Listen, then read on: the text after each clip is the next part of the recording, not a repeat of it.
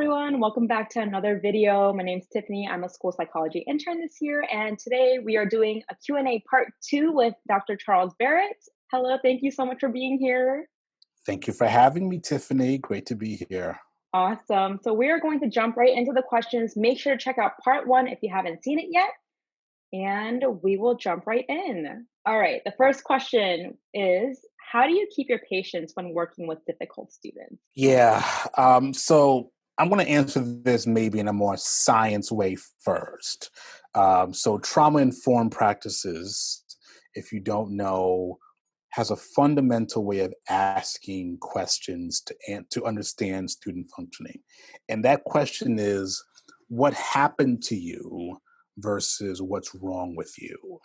So I assume that behavior is communication, and the child is trying to tell me something, albeit ineffective or maybe less effective than what I may hope that they would do. But I look at it as something is not going well for them at the moment, and they're trying to communicate that in some way. I'll give you a quick story.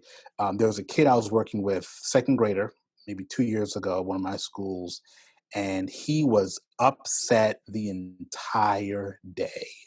And he kept saying to me, "You don't understand me." And I didn't know what he was trying to say. We kept saying, "You don't understand me."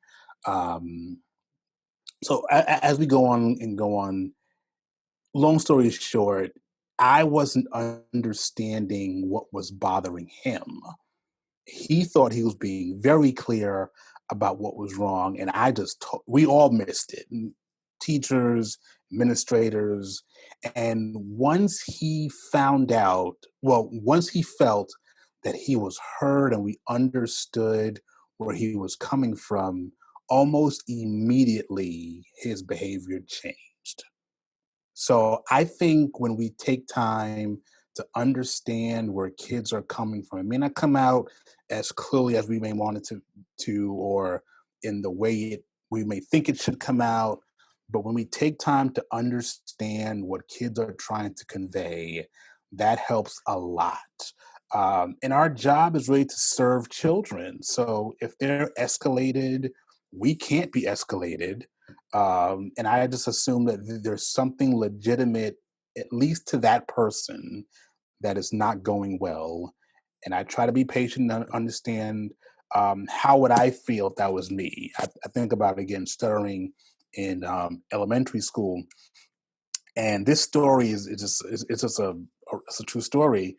I saw my elementary school secretary about 9 years ago. I went home to visit, and she was working for my third grade teacher who had become a principal. So she was at her school, and she said, "Charles Barrett?" I said, "Yes, me, Mrs. Walsh."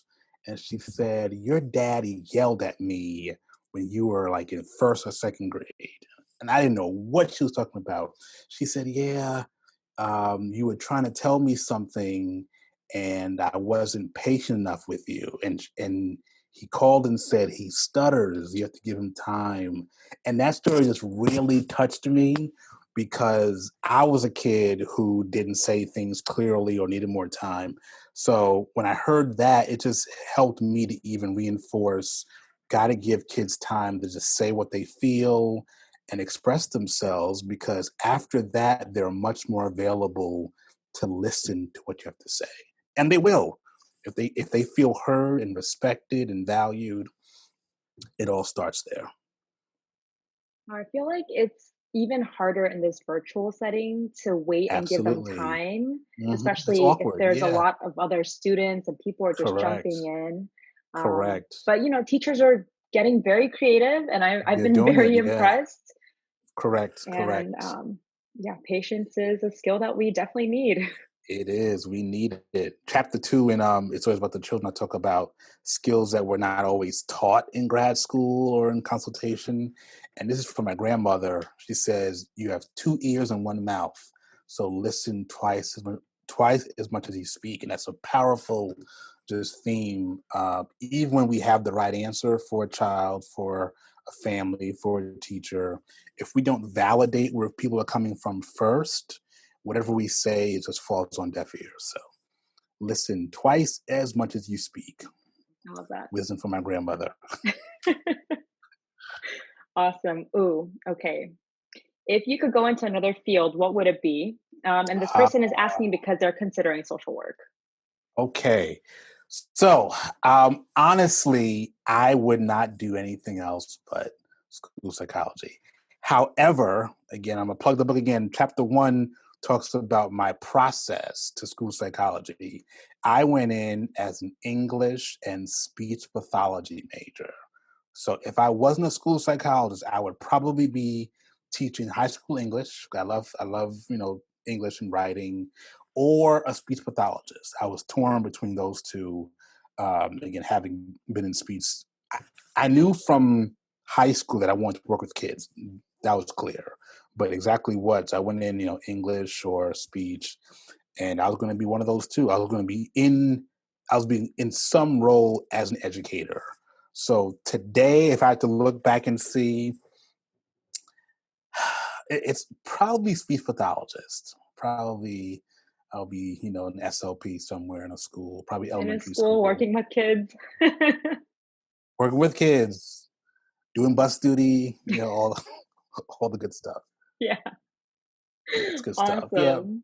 I enjoy teaching as well. So I teach, grad school and undergrads, but yeah, I'll probably an SLP. I think I would do that. Okay, I guess a lot of people have been asking about advice for undergrad students. We kind of went over that in the first video, but Hmm. if you had specific experiences that they can seek out to either help their resume or just help them to build experiences, what would those be?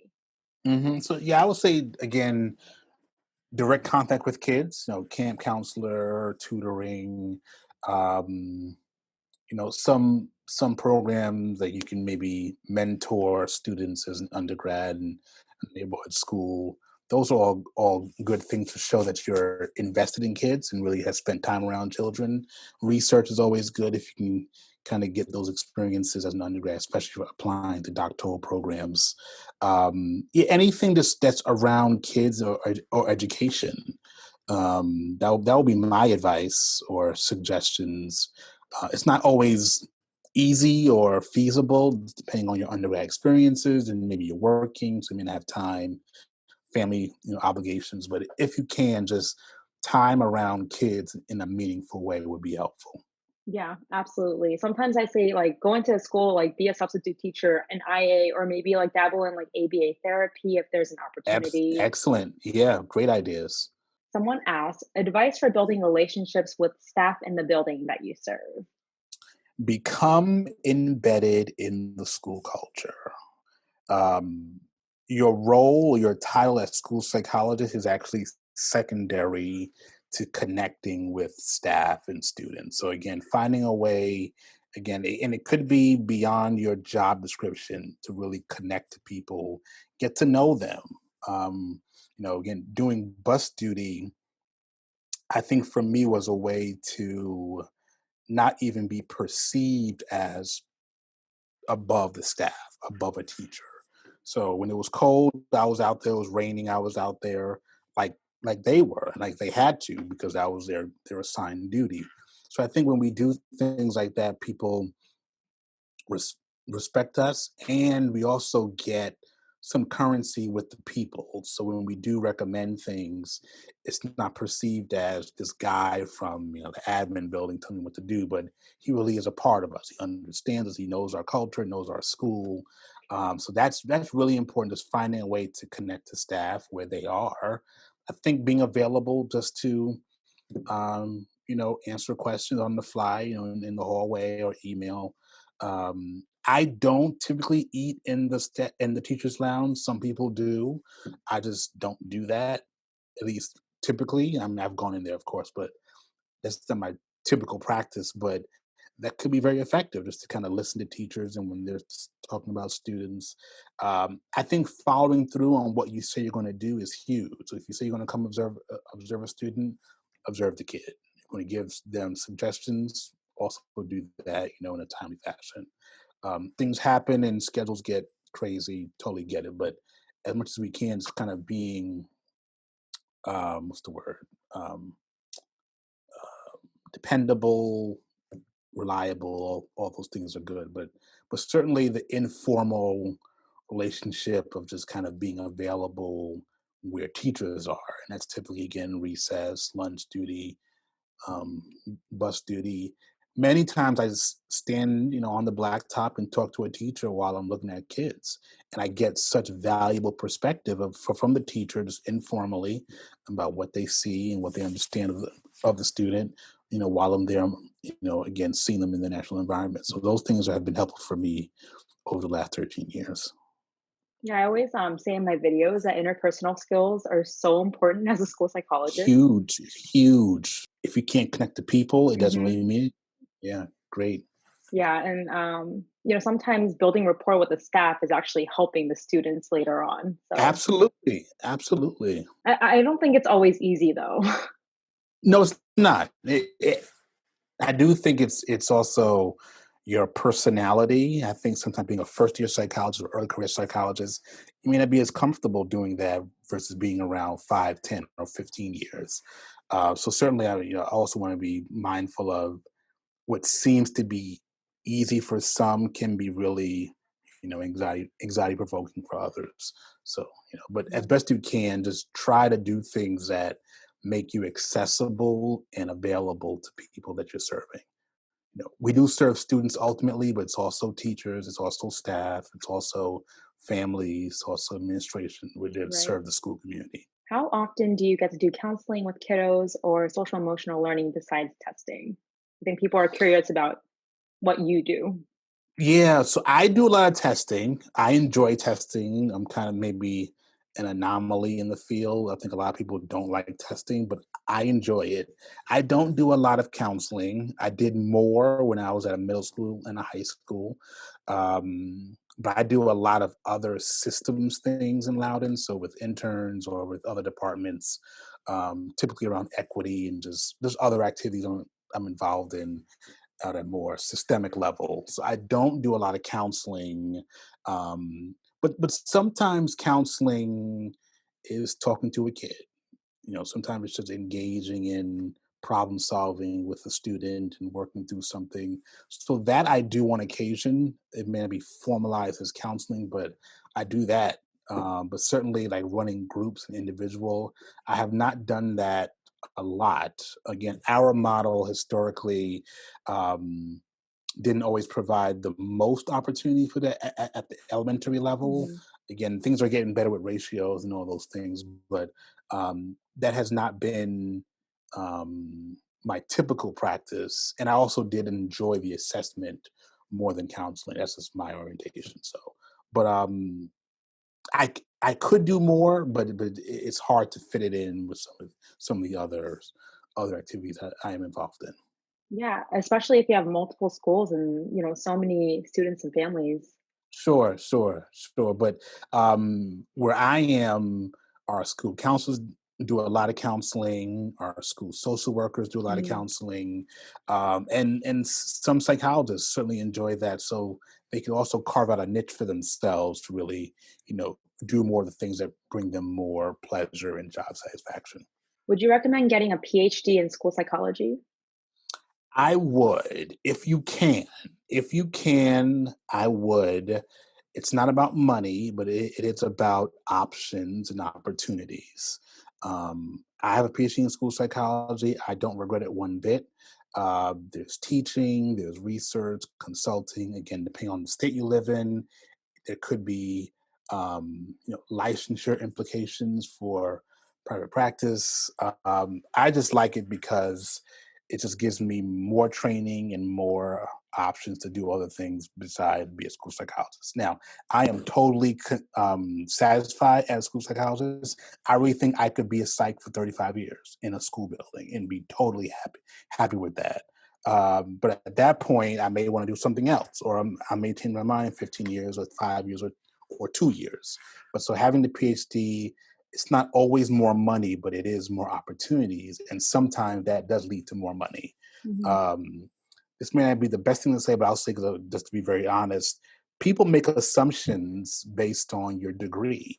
So sometimes you're given the benefit of the doubt just having a doctorate or PhD or other. So that can also open up other opportunities that may not be there for you without the PhD. So I would recommend it. I totally get that some people can't do it for family or other reasons, financial reasons. But if you can, if you're thinking about it, I would seriously pursue it. It does come in handy in certain cases. Yeah, I can totally see that, but it's so many Mhm. years of school. Yeah, it's so for me, so post undergrad, I went to a combined program that was Mm. 4 years classes, 1 year internship. So it is about double, the time of an EDS, 2 more years of classes. But I think it's worth it. I really do. I love having it. I knew that I wanted a doctorate even before psychology. I knew that I wanted a doctorate in something. And when I found school psychology, it just seemed like a good fit. So I did it. And there Yeah. are there are differences in PsyD, PhD, Mhm. EDD. In a lot of ways, it doesn't matter per se. There used to be a lot more distinction. For example, the PsyD is a newer degree that's more practical or more clinical orientation. PhDs are more research, so doctor of philosophy versus doctor of psychology for a Mhm. PsyD. These days, if you're licensed and you go to a credit program, they're almost interchangeable. So we have great PsyDs on staff in Loudoun. We have great PhDs on staff. There's EDDs that are doing great work. So it just depends on what you want to do. How do you handle difficult parents who don't agree with your assessments? Yeah, yeah. Like kids, I think that meeting them where they are and just listening, validating. I've learned Mhm. in my practice that sometimes when families are perceived as difficult or defensive, it has nothing to do with you, but something that happened maybe years before, and you just bear the brunt of that, or you represent a teacher or a psychologist or someone who they felt was unfair to them or their child. So yeah, I try to listen to what they're saying, where they're coming from. I think when families disagree, that's not always a bad thing either. I talk a lot about empowering families to be the most informed advocates for their students or their children. So when they disagree, in some ways they could be advocating for what they think is in their child's best interest. Now we can have, differing opinions on that, but as long as the family is informed of what their rights are and what the options are, I think it's totally fine. So when families and I disagree, we can still be amicable, still have great conversation and dialogue. I'm just clear about what I'm saying and versus what they're saying, and in many cases in schools, at least, these are often team-based decisions. So it's not just Charles, it's the team feels that this is what we should do for your child. um, but yeah, it's not comfortable, because sometimes families disagree in ways that seem personal or make us defensive. But again, I try to understand that at best, a child may be mine from kindergarten through 12th grade. That's 13 years.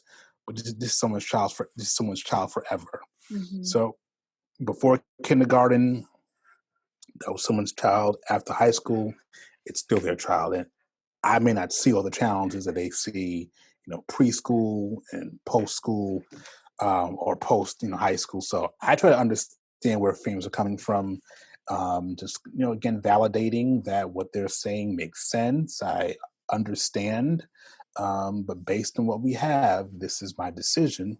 And they're always free to disagree. In many ways, the family is in the driver's seat. They give consent Mhm. for referral. They give consent for IEPs.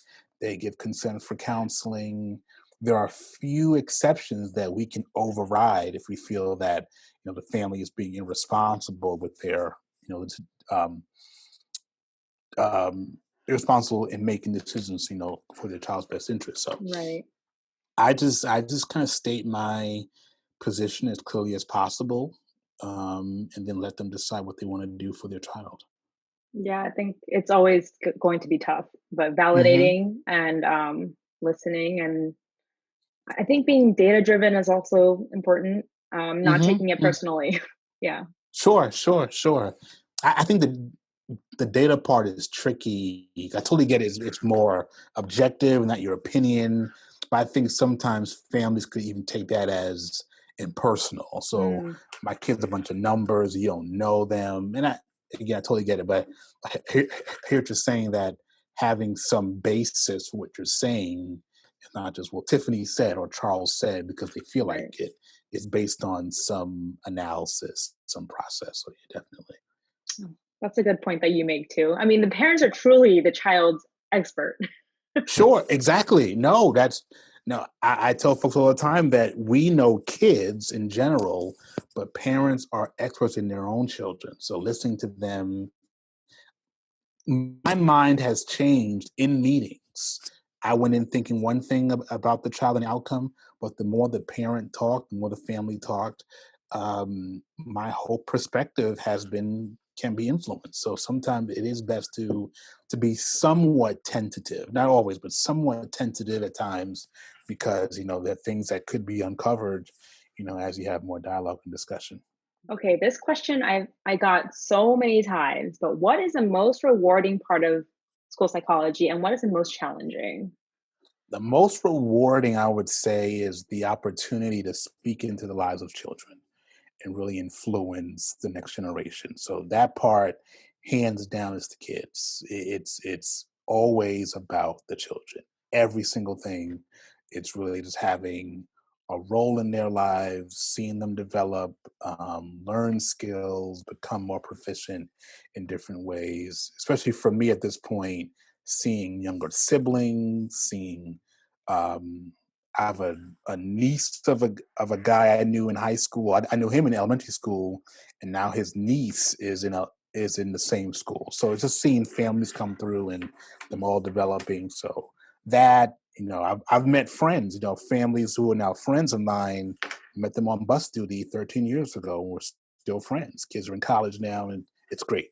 The most challenging is time. Never enough time to do what you want for every student. So it's always a family to email back, to call back, another kid to call down, and the day ends. So you can't do it all. So it's always tomorrow. So you get to that. The more I practice, and I used to pride myself on this, but I'm not good at it at all, is the paperwork. I just I'm not good at it anymore. It's just more and more to do. As I do other things that are more exciting, like seeing kids, the paperwork just kind of piles up. So I can easily take a whole day and do nothing but paperwork, Medicaid billing, and um, just other clerical things that I just tend to avoid, but again, it had to be done at some point. So the paperwork and not enough time to really do what you want for kids, but hands down, the best part are the kids. All right, we have a couple more. Um, what is a part of the grad school application process that is not as significant as it may seem? And what is a part of the application process that is often overlooked? So your interview, I think, is often overlooked. When you interview for a program, well, I would say this, and not to speak for all programs, but I know how I think. If I interview you, you're qualified for this position. Um, it's more about, do you fit with our style? Can we do what you want us to do for you as far as your training? But also, do we think we can provide for you what you're looking for, your research experiences, and your overall philosophy? So I think the interview is really your time to really show who you are and your potential for the field and what you can bring to the program. Shows your focus, your dedication to the discipline, all those things. The part that I tend to overlook, or that I think is not as meaningful, are grades. Students can have not the best grades on paper, but be outstanding thinkers and have other skills that are really more important than the actual transcript. That and I guess GRE scores. Again, one day, one test. Out of those two, I would look at grades more than GRE. Again, that does show a little more pattern, kind of how you apply yourself. But even that can be subjective. But I would say the interview is something that I would definitely prepare for and certainly be ready for that moment. Sometimes it could be just that 1 hour, it could be a whole day, it could be a variety of things to kind of get a sense of who they are and who you are. But I wouldn't overly stress about the GRE. Try your best, study for it, but at the end of the day, it's one day, one test. And then secondary to that, I don't always stress about grades. Grades are good, but I don't know that great psychologists, we can differentiate them by grades. Those who are outstanding, those who are good. Is it their GPA? Probably not. That's my guess. Probably other things than GPA that really separate the good from the great. Yeah, I completely agree. Especially about GRE. Everyone's so stressed out about it. I get comments and questions all the time. I tell them it's really only one part of the application packet, and I don't think it's very pivotal. I mean, yes, maybe they use it to weed it out for like really competitive programs, but even then, you have your essay and everything else that really tells the program Yeah, about who you are and your experiences. that's a good point. Yeah, the essay is huge too. Yeah, so I would say probably for me, maybe essay interview almost equal, and then definitely the least that I would worry about would be GRE. That's the least. Yeah. Certainly, your letters are important. The recommendation and references, all those things. But um, your personal statement or your essay, your interview, are the ones that really stand out to me. Okay, last question. And this is something we did touch upon Hmm. before, but since it's like a standalone question, I will ask it. And I think it's something that's important to talk about. Can you guys talk about the need for diverse faculty and staff in schools? Yes, yes, yes, yes, yes, yes. Kids need to see themselves in different positions, in all positions. So, as a Black male, if I'm a kid in school, I don't only want to see myself in the custodian. Nothing wrong with the custodian in that role, that positions. Love custodians; they do great work. But kids also aspire to be what they see. So if I see a person who looks like me and they're the principal or they're my teacher or they're my psychologist, then I think that I have the opportunity to be what they are as well. I didn't know any Black school psychologists until I met Rosalind Pitts. Rosalind Pitts was adjunct faculty at Lehigh, also a Lehigh grad, and she's a psych in Philadelphia for many years. She was the first Black psych that I met. And I was like second year in grad school at that point. Great friend of mine to this day. Met her about 16 years ago in grad school. But I think that if I had seen other people who looked like me in school psychology when I was in high school or college, I think my path could have been different. For example, I thought about for a quick second faculty, teaching versus being a practitioner. I know I want to work with kids, but it did cross my mind. If I saw Black males in school psychology who were faculty, that would have been a huge influence on me at 20, 22, 24 years old. So I think that when students see um, people who look like them in various positions, they aspire to be, what they see in front of them. So teachers, psychologists, principals, superintendents, any role, we need to make sure that students are seeing themselves in those roles across the board. I don't know if we're allowed to advocate for specific groups, but at least we like understand where certain minoritized groups may be coming from or Good job, Tiffany. Good job. Or like maybe having like similar experiences that other people Hmm. have not had before. We can bring It that matters. into discussions or It the matters. workspace. All of that brings perspective. It brings Right. connection, life experiences.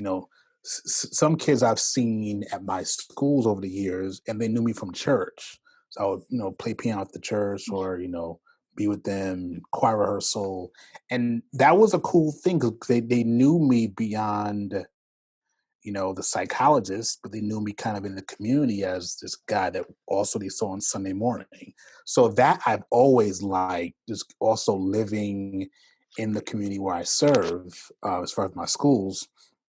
So that's been a huge thing. So again, kids seeing themselves in people who they can relate to, connect with in different ways is a huge asset and benefit, to their functioning and to their overall success. I think that was the last question. We didn't All answer right. everything because there were a lot of great questions, but we tried to get through Yeah. most of them. And Okay. thank you guys so much for submitting all of them, and thank you, Charles, for being here and doing these My videos with me. pleasure. No, it's my Um, pleasure. Thank you so much. it's an honor always. And I guess I'll see you guys in the next one. Hopefully, next time we can do this in person. Looking forward to it. Post COVID, you got it. Yes. All right. I'll see you later. Take care. Bye All right. bye. Bye bye.